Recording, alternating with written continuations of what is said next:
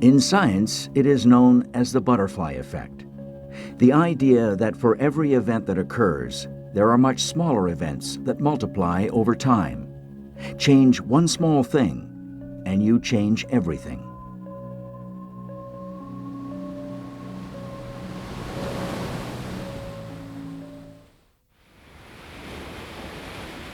Tuesday, February 17th, 1942. As war rages in Europe and the Pacific, 3 ships of the United States Navy make their way up the Atlantic coast. The convoy is bound for Argentia Naval Base on the island of Newfoundland. The weather that has threatened the ships since they left Portland, Maine 2 days earlier has grown steadily worse. The flagship of the convoy is the USS Wilkes. The Wilkes has 2 commanding officers on board. Walter Webb is division commander in charge of the entire convoy. Commander John Kelsey is the Wilkes skipper, his first command. The Wilkes is supported by the USS Truxtun, a destroyer first commissioned during World War I. Ensign Fred Lockridge is the ship's torpedo officer.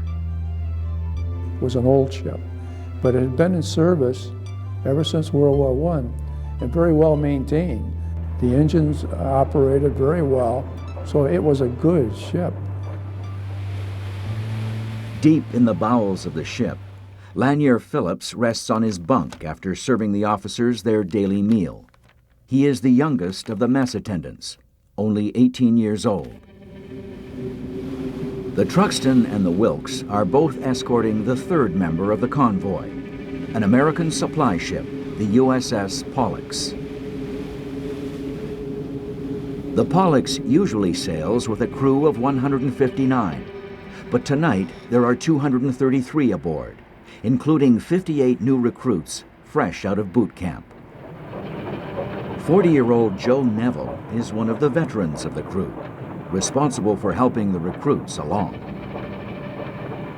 We had thought he'd been old enough not to go back in with a family and everything, but they decided they wanted his knowledge, his skills to train new people. As night falls on the North Atlantic, increasing winds bring heavy flurries and roughening seas. But weather is not the convoy's only concern. The Caribou, which was a passenger ship ferry between Sydney, Nova Scotia and Port aux Basques, was torpedoed by a U-boat. There was a great deal of activity, and the German U-boats had almost total control of the North Atlantic. To lessen the threat, the convoy travels without lights or radio contact. The ships are also ordered to take evasive action as they move up the coast. The instructions to the command ship was to have this strict, very strict, zigzag course from Portland, Maine to Argentia. And of course it made navigation extremely difficult. The Wilkes navigator made the convoy's last confirmed position more than 12 hours earlier. Unfortunately, he made a miscalculation when setting his star sight that puts the convoy a few kilometers off its projected course. That site that had caused the problem was taken off the Nova Scotian coast, which was probably 200 to 300 miles to the west. And so they progressed toward Argentia. And as they progressed, that error became more and more pronounced. As the ships head for the entrance to Placentia Bay, visibility is almost zero, and the 3 ships have not seen each other for hours. The Wilkes, one of the other ships, which is a convoy Commodore ship, they did have radar, but even that was no good in a blizzard.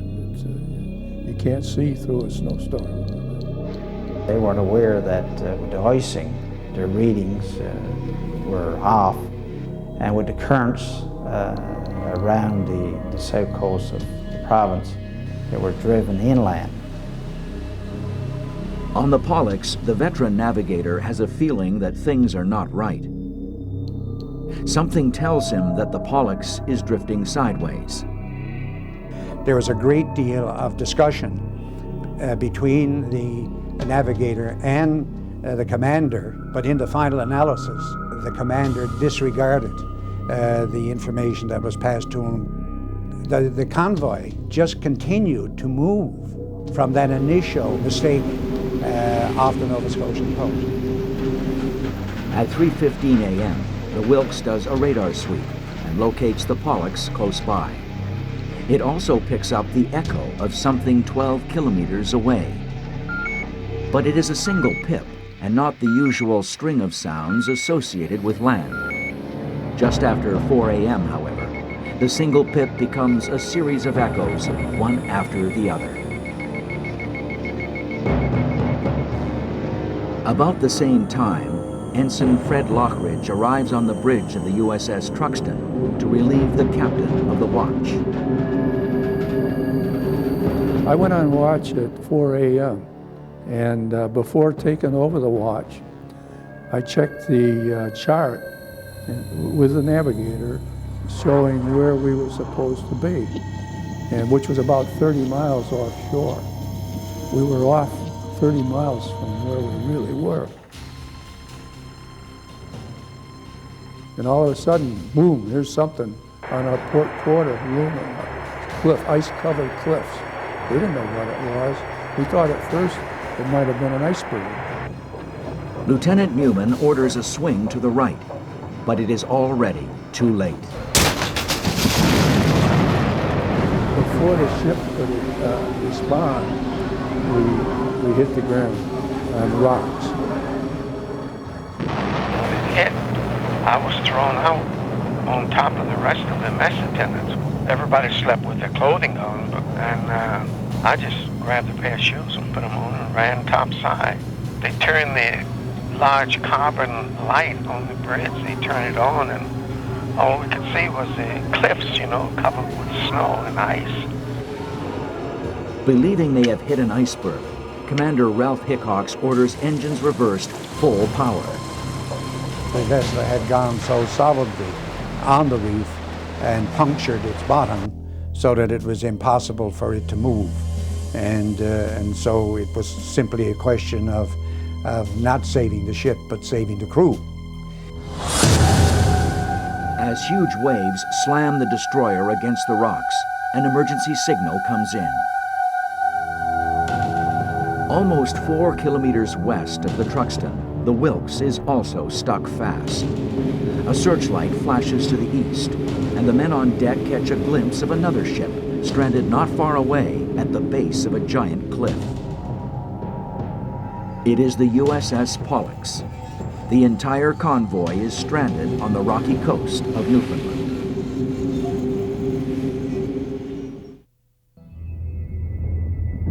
A convoy of 3 American warships has run aground off the south coast of the Burin Peninsula. Now they lie stranded, buffeted by roaring winds and raging seas. For the USS Truxtun, it's about as bad as it can get. The destroyer has run aground in a crescent-shaped cove surrounded by cliffs of granite and ice. Chamber Cove is a small cove, relatively speaking, but with very high cliffs, anywhere between 250 and 300 feet. Jagged cliffs, jagged rocks and reefs all around the area. Huge waves pound the Truxtun's fractured hull, pitching it up and down. Ruptured fuel tanks send hundreds of liters of oil into the frigid waters. Ship Captain Ralph Hickox orders all hands to man the lifeboats and abandon ship. They tried to get the boat down from the port side, and it was smashed to pieces. They tried to lower the one on the right, and it was smashed to pieces. The rising tide and shifting winds send sleet and spray across icy decks as the ship tilts dangerously to starboard. For the crew of the Truxtun, time is already running out. A lot of people were washed over the side, The bulk of them, I think, hung onto the ship, hoping that a rescue ship would come. And they hung on rather than go into the water. 4 kilometers to the west, the flagship Wilkes is jammed on a rocky shoal. One of her lifeboats has been destroyed, and one fuel tank is leaking, but she is upright. Wilkes skipper John Kelsey orders engines full speed back.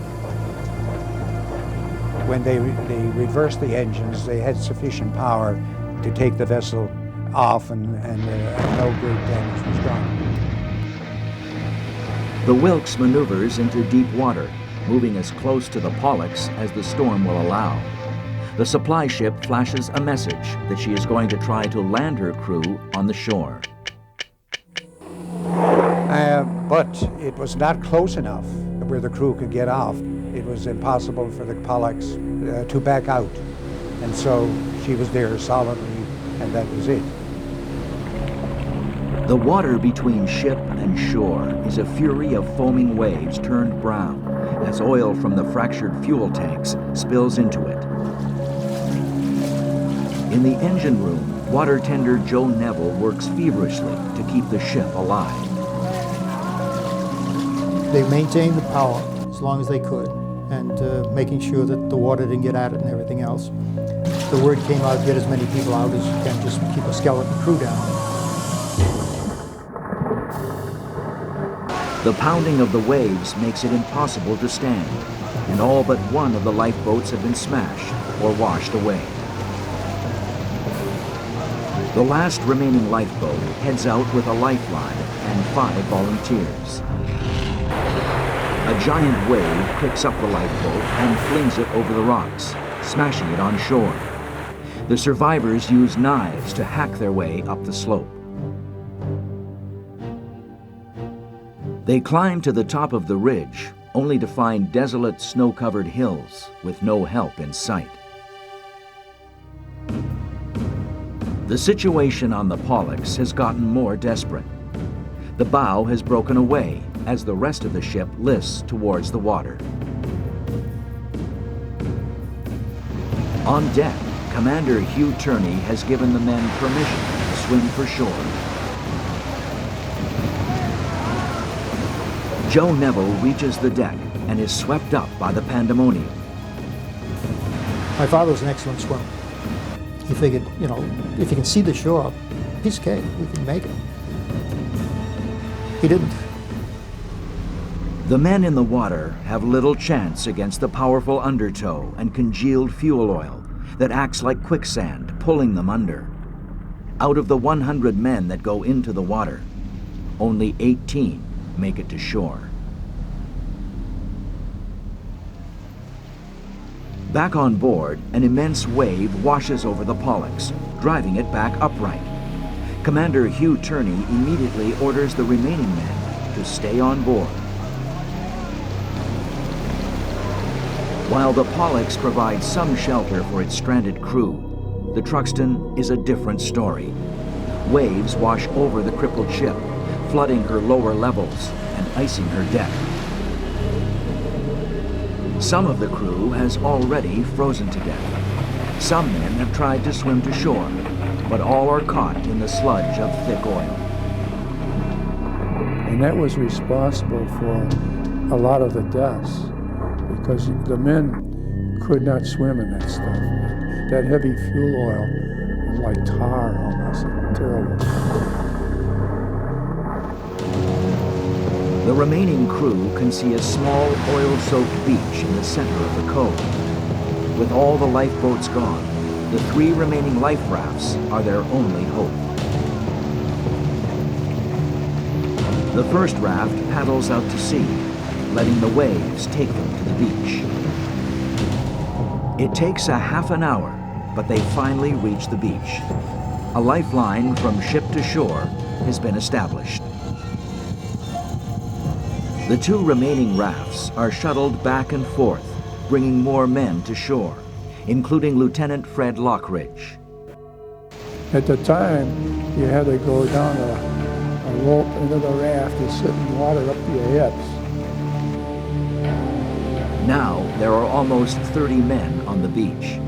Lockridge encourages them to try to make it over the cliffs, but only a few start up the slope.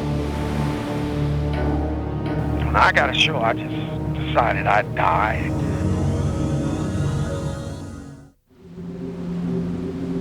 Wednesday, February 18th, 1942.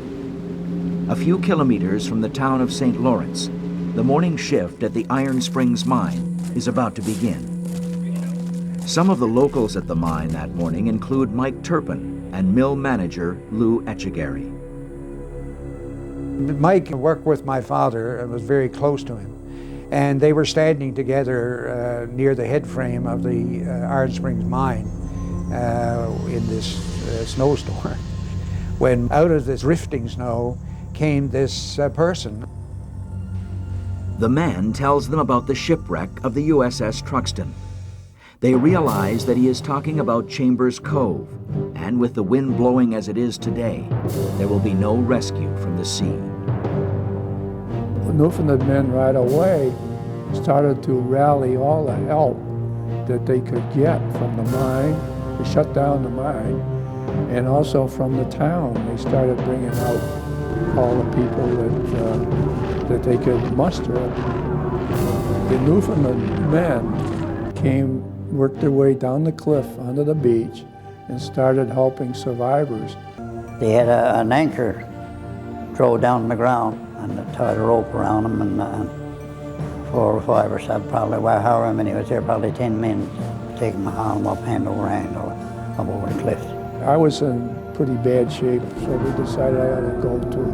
So one of them helped me up the cliff, a man named Mike Turpin. I don't think I'd have made it without him.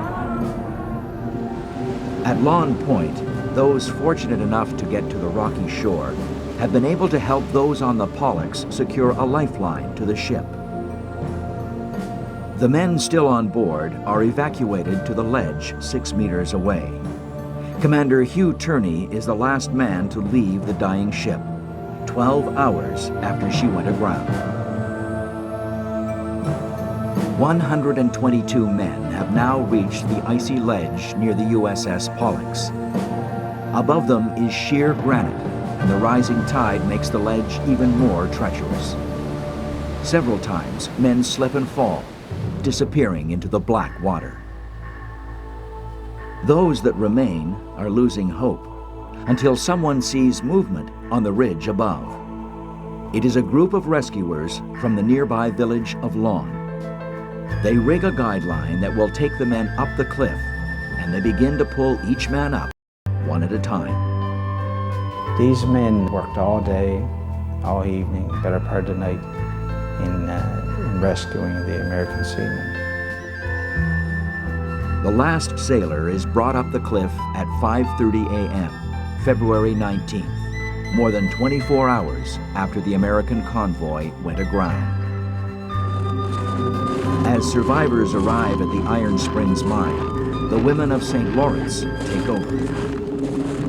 They provided first aid. They gathered all the clothing they could in the community, and they had, hot soup, and they tried to bring a lot of these men back to life because they were frostbitten and they were very weak. Fella picked me up, and said, "Don't lie there, you'll surely die." I said, "Gee, this is somebody that wants me to live." And I went on to experience a feeling I had never felt before in my life. The humanity and the love and the care. I passed out again and I woke up on this table stark naked. He always talks about the ladies as being angels and how they took care of him, and even when they knew he was a different race, that didn't matter to them. He was a human being and they were going to treat him as an equal. In Chambers Cove, the USS Truxtun lies broken in the raging surf. Her bridge has been washed away, and with it much of her crew, including ship captain Ralph Hickox and navigator Thomas Newman. Of the 389 sailors on board the Truxtun and the Pollux, 203 are dead. Those who survive owe their lives to the men and women of Newfoundland. Had it not been for their humane service, certainly there would not have been any survivors. Bodies of those lost at sea continue to wash up on shore for weeks after the disaster, including Joe Neville. They found him 2 miles out in the sea, after a couple of weeks. And I guess our prayers were answered. There was closure. A naval court of inquiry lays blame for the disaster on the 2 senior officers of the Wilkes, Commanders Walter Webb and John Kelsey, as well as the 3 navigators, for failing to set a safe course and establish the position of their ships. You know, if one ship runs aground, that's one thing, but 3 run aground at once, and each one of those ships had responsible groups.